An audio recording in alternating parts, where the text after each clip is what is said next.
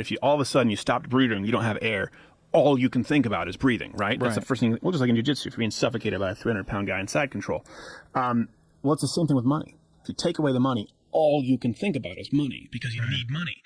And my point was, like we were talking about earlier, is we don't want people in those positions determining exactly what I have to do with my money. Well, conversely, personally, as soon as you get money, you get this stress alleviation that's palpable. I mean, I'm sure it's happened to you because you've been really successful over the last few years. When you all of a sudden don't worry about whether or not you could pay your gas bill this month, it's a different feeling. Until I was 25 years old, every day of my life was check to check. Every day I was barely, fucking barely, lying to the landlord. I sent it. What happened? I mean, everybody's who's been in that situation where you're like literally wondering how much can I spend today to eat, and I've been there, and we all been there. The moment I got a development deal way back in the day with Disney, of all people. Disney? Yeah, of all people. I was on a Disney show. Because you were just there like, he's a young, good-looking guy. Let's put him into Disney. I was a little stud muffin when I was young. And then they saw your set. They're like, No, I was boy pretty. Were you? They wanted me on TV. Well, it was, 1993 or something like that. So I got a development deal because I did an MTV half-hour comedy hour. Remember those shows? Yeah, I do. I did one episode of the MTV half-hour comedy hour, and I got a development deal from Disney because of it. I got, like, this little thing, and they sent me some money.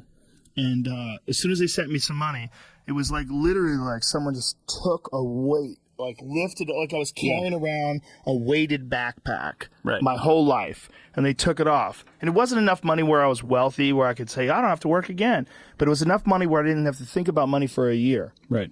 And so all of a sudden I was like, wow. This is what it feels like to not worry about your bills. Like, I've never felt this before. And then I became obsessed with maintaining that position. Okay. Once you realize that, I was like, oh my God, I'm a bulldog. I'm going to work constantly. I'm going to do stand-up. I'm not quitting anything. That's why I work too much. Why was that? Because I realized how important it is to not be dependent on anyone. Yeah. To not change. Like, here's the thing about, look, you're talking about Hollywood, the way people behave in Hollywood. In many ways, it's a self-enforcing ideology. Yeah. In that you know that someone like Meryl Streep, who gets up in front of the Golden Globes or whatever the fuck it was and says crazy shit. Which are not the real arts. But when she's saying that, what she's doing is she's like, it's a war cry for the like-minded. Yeah. There's no reason to say that for any other reason. She wants to rally the troops. Yeah. She wants to enforce her ideas, and she wants to make sure that everyone is on board. Well, and the reason she said something so stupid is because she's Hollywood royalty. Because of that, she would say something that stupid that was received the way it was because she probably ran it by a bunch of people beforehand. And I doubt that. But the point is, not a single person there. They all roared and cheered. Of course. Not a single person there goes, what? Of course. They're surrounded by people. But what I'm saying is that those people that are reacting to that, they may agree with it, or they may feel like they have to agree with it. Yeah. I don't ever want to be the guy who feels like he has to agree with something. Right.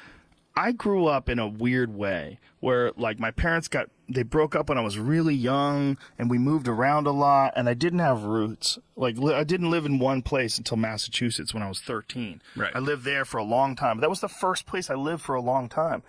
And I got a chance to see the way people cling to ideas versus actually believe things. And I think it's very important to find out what you actually believe. And it's almost impossible in Hollywood. Yeah. Because in Hollywood, people have to audition for things. Right. And I've been there, man. It's gross. You go in this room and some person looks at you, they have a clipboard, and they're judging you, and they have power. And the same way that unions can have power and unions can control groups of people, the same thing can happen for really self-righteous ideologues who happen to be holding that clipboard. Well, then there's also the throwing out the baby with the bathwater. We're calling anybody who has a worldview an ideologue.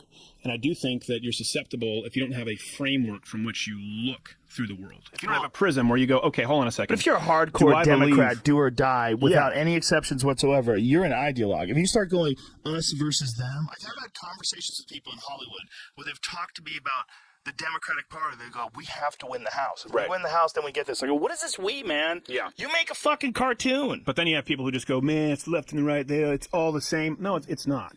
You do need to determine a prism through which you see the world. For example, there's a very clear decision you make. Do I believe in choice? Do I believe in freedom and personal liberty? Or do I believe in equal outcomes?